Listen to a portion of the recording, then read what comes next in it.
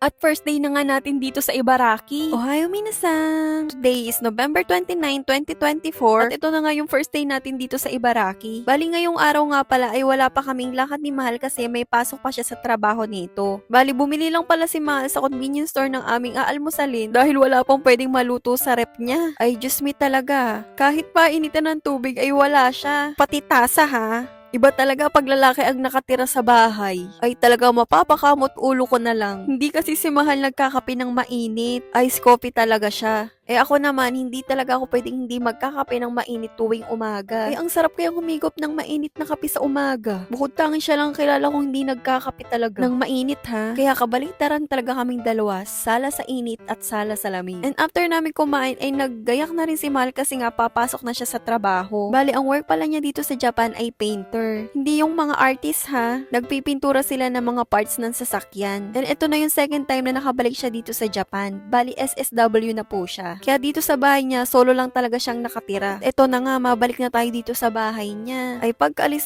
niya ay inayos ko din ng aking mga gagawin. Sinampay ko na muna sa labas ang kanyang putong para masikatan man lang ng araw. At sinalang ko na din sa washing machine ang kanyang cover at ang kanyang kumot na feeling ko ilang linggo na niyang di nalalabhan. At chinek ko na lang din lahat kung ano mga kailangan niya pa ba dito sa bahay niya. At talagang sobrang kulang-kulang talaga siya. Binigyan naman niya ako ng budget pambili ng mga kung ano-ano. At tinanong ko din kasi siya kung ano bang request niyang ulam at ipagluluto ko siya. Eh ang nirequest ay Bicol Express. Ay syempre nandito na din naman tayo. Kaya yung mga kayang ayusin at gawin ay gagawin na. Bali bago pala ako lumabas ng bahay ay inantay ko munang matapos yung washing para sasampay ko na din siya. And alam nyo ba kahit sampayan wala siya. Nagtsatsaga lang siyang isabit yan dyan. Ay naku talaga. Ganyan din ba ang mga boyfriend nyo? Ito kasi yung first time na nakapunta ako sa bahay ng lalaki tas solo lang siya. Ay ibang iba talaga sa bahay pag may babaeng nakatira. At ito na, may baon na nga akong bag kasi alam kong matagal-tagal ako mamimili ngayon. And iniwan pala ni Mahal yung bike niya, bali naglakad lang siya papasok para may magamit ako. Hindi ko pa din alam kung saan yung part na bibilan ko pero tinuro naman niya sa akin. Medyo malapit-lapit lang naman, kaya okay lang. And sobrang ganda pa ng panahon ngayon. After 5 to 7 minutes ay nakarating na din tayo. Malapit lang 'di ba? And buti na lang dito magkakatabi na may Daiso,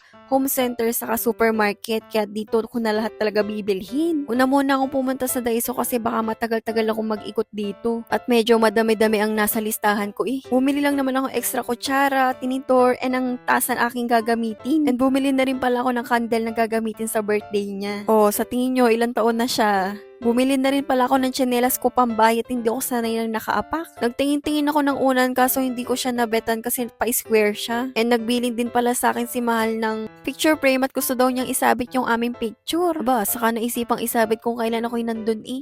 Tumingin din ako ng extra towel kaso hindi ko bet yung texture niya. Kumuha lang din ako ng dalawang klaseng wipes and kumuha na rin ako tong malaking pang-ipit para sa kaba niya. And buti na lang meron silang tinda ditong sampayan. Kahit tali na muna ay okay na yan kaysa wala. Ay nakatiis siyang walang sampayan sa loob ng isang taon. Nag-check na din ako ng mga pwede niyang divider kasi yung mga gamit niya kung san-san lang nakalagay. Yung basta lang nakapatong kung ano-ano. Ay ano pa ang silbi ng pagiging cleaner natin kung hindi natin malinis ang bahay ng ating boyfriend, 'di ba? And alam nyo ba, ito talagang pinagtako sa kanya, yung bahay niya walang orasan. Ako pa naman pagkakagising ko gusto nakikita ko agad yung oras. Aba, ang sabi ba sa akin may cellphone naman daw siya. Anong dahilan naman yun? And inabot din pala ng niseng guray yung pinamili ko sa Daiso pa lang. Bali, iniwan ko muna siya dito sa bike kasi pupunta pa akong home center and supermarket. Dito ko muna inuna sa home center kasi nga titingin ako ng divider sa bahay niya. Alam nyo ba, yung microwave niya nakapatong lang sa sahig. Tapos yung rice cooker niya nakapatong lang dun sa microwave. Ay nagkakaigi na siya ng ganun. Ay sa akin hindi yun pwede. Buti na lang may nakita ko ditong medyo mura-mura na divider. Ay kinuha ko na.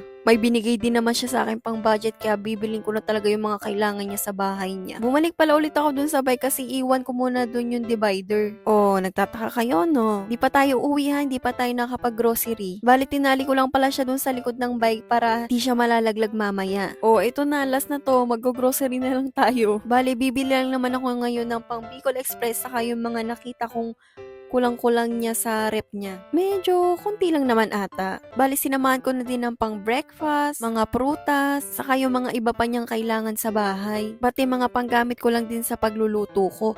at ubos na daw ang bawang niya. Medyo mahal bawang sa kanila ha. At bago ko pa mabili lahat ng tinda sa supermarket, ay pumila na ako sa cashier. Mahirap na kung ano-ano pang nakikita ko din eh. And alam nyo, inabot ata ako ng 2 oras dito sa pamimili. Pero okay lang yan, nag-enjoy naman ako. Ewan ko ba, ito na yung happiness ko ngayon O siya, abangan nyo yung part 2 ha. Aayusin natin yung bahay niya kahit papaano. And that's for today. Thank you for watching. Follow for more. See you in my next vlog. Bye!